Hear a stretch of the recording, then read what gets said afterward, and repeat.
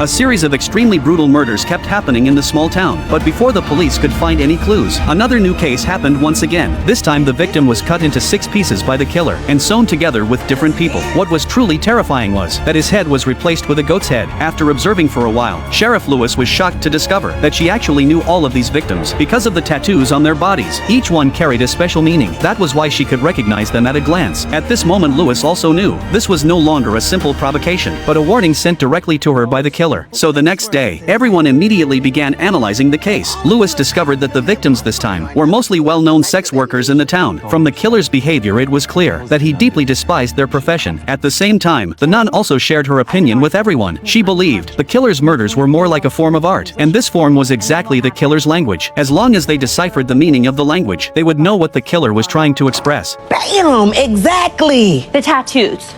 On the shoulder, a shamrock. The arm, another clue. A lily. 2 flowers. One, the symbol of mourning. The other, the symbol of the Father, the Son, and the Holy Spirit. Are you hearing this? People, do you see what she's saying?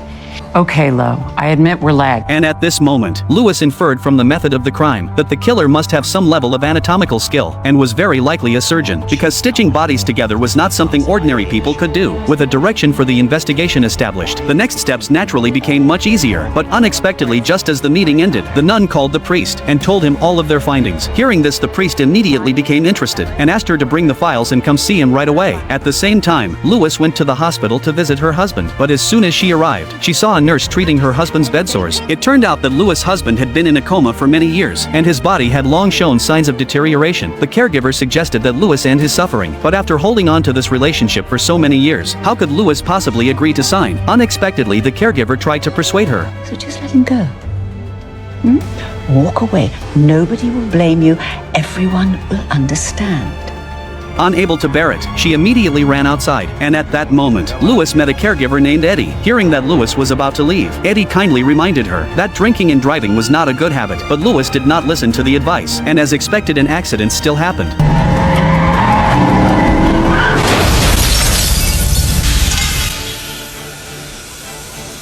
When Lewis woke up from unconsciousness, she found herself handcuffed to the bed. It turned out her colleagues had used their authority to prevent Lewis from going to prison, but as punishment, she still had to stay there for a while. However, the case was not solved yet, and Lewis was not willing to just lie there, so she asked Eddie for help, and Eddie did not disappoint her, successfully unlocking the handcuffs, then took her and left the place together. After a day of getting along, Lewis also developed some feelings for Eddie, but out of respect for her husband, Lewis suppressed those feelings. However, just as she returned home, her daughter brought her some good news. It turned out she had cracked the code box, and inside was a note with coordinates. Seeing this, Lewis immediately decided to go check it out, so she called Eddie, whom she had just met, hoping Eddie could help look after her daughter. But at this moment Lewis forgot one thing, that Eddie was also a medical worker. After settling everything, Lewis set out together with the nun. After a full day of traveling, the two finally arrived at the coordinate location, but as soon as they got there, they discovered it was actually a fire pit. Is he trying to tell us something? Yes. Psalms 88, 6-7. You have put me in the lowest pit, in the darkest depths. Your wrath lies heavily on me. You have overwhelmed me with all your waves. English, please.